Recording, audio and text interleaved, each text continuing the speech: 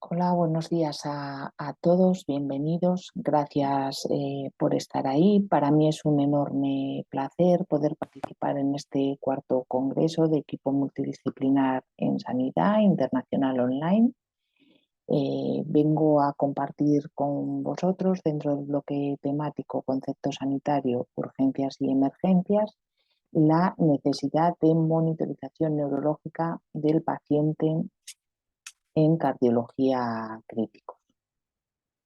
Vamos a hablar de un par de dispositivos, el índice biespectral y la oximetría cerebral.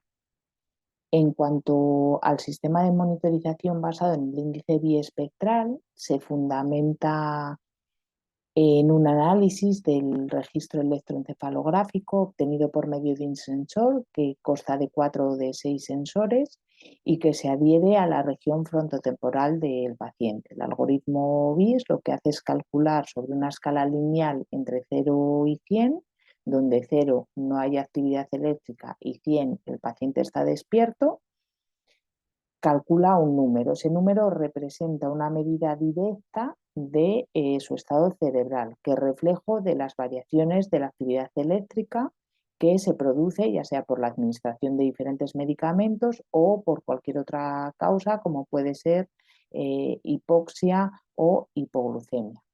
Con este dispositivo podemos medir de una manera no invasiva la función cerebral y de una forma también cuantitativa, objetiva y fisiológica para asegurarnos los mejores cuidados al paciente. En este caso deseamos unos niveles entre 40 y 60 para evitar la infrasedación en el paciente, el estrés, la agitación, la desadaptación y el riesgo potencial de autorretirada de catéteres, drenajes, etc.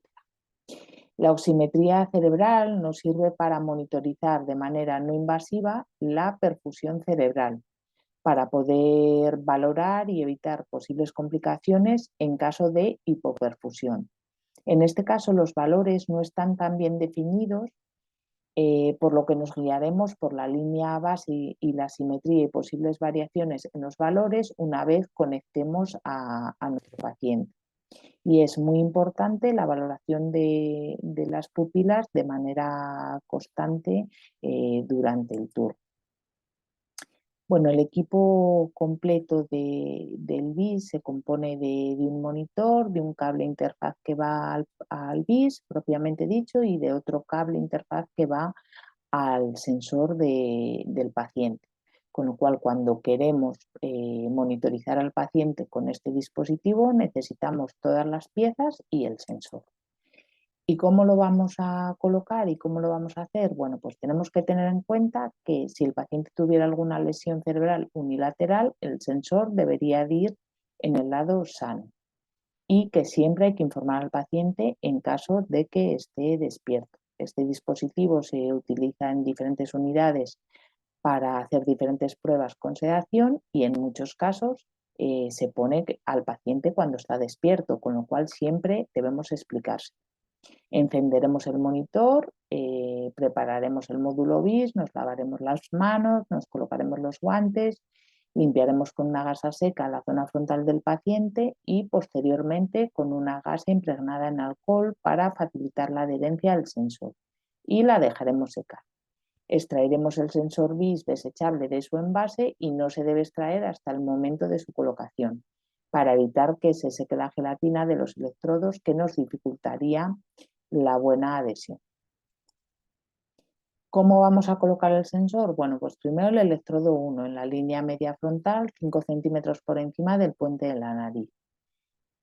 La toma de tierra es el 2, va correlativo al 1, luego iría el electrodo 4, que es en la zona externa del arco superciliar, por encima junto a la terminación de la ceja, y por último el electrodo 3, que está en la zona temporal derecha o izquierda, a la altura de la línea imaginaria que une ambos ojos y a media distancia entre el ángulo externo del ojo y la raíz del cabello. El sensor debe quedar oblicuo y no paralelo a las cejas. No sobre la arteria temporal, porque nos generará un importante artefacto que no nos va a venir bien. Y en el caso del Somanetics, bueno, pues encendemos el monitor en la cara posterior y registramos los canales. Tenemos que saber si queremos monitorizar solo cerebro o cerebro y miembros inferiores. ¿Por qué? Porque utilizaremos, dependiendo de nuestra decisión, un canal o dos, ¿vale? Cada canal lleva dos cables que más adelante veremos. Aquí lo tenemos. ¿De qué se compone el equipo? Bueno, pues se compone del monitor, 4 cables, 2 para cabeza y 2 para miembros inferiores y 2 amplificadores de la señal que van al monitor en un par de canales. El canal 1 y 2 es cabeza y el 3 y 4 miembros inferiores, ¿vale? Y al conectarlo hay que tener mucho cuidado de no tocar la zona más distal porque podemos sin querer generar artefacto y una complicación en la medición de los valores. Entonces, ¿cómo conectamos finalmente el dispositivo? Bueno, pues en la frente la limpiamos con gasas, primero secas y luego impregnadas en alcohol, y las dejamos secar y colocamos los sensores. Y lo mismo en miembros inferiores si así lo deseamos, en la cara interna de los gemelos. Como regla mnemotécnica, impares izquierdo, pares derecho, es decir, el frontal, el 1 es el izquierdo, el derecho es el 2, y en miembros inferiores el 3 es el izquierdo y el 4 es el derecho. Y así lo veremos en el monitor. L1 sería frontal izquierdo, R2 frontal derecho, S3 miembro inferior izquierdo y S4 miembro inferior derecho. Así es como nos saldría en la pantalla del monitor. Una vez que lo tenemos conectado y nos salen los valores, generaremos la línea base del paciente para tener unos niveles de referencia. Y se generará una alarma que pitará cuando oscile un 25% del valor, ¿vale? Cuando cae el valor un 25%, pita y nos informa de esa caída del nivel para que lo tengamos en cuenta. Y muchas cosas más. Esto ha sido un resumen, introducción de los dispositivos que nosotros utilizamos en la unidad para una vigilancia estrecha y no invasiva neurológica de nuestros pacientes críticos. Muchísimas gracias.